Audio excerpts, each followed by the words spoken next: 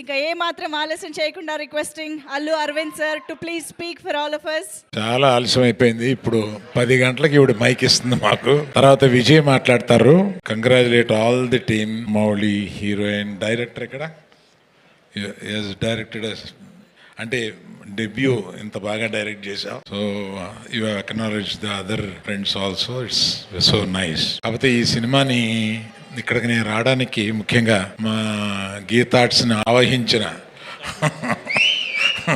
బన్నీ నందిపాటి వాళ్ళిద్దరూ తెల్లారు లేగిస్తే నాకు అక్కడ కనపడి తిరుగుతూనే ఉంటారు.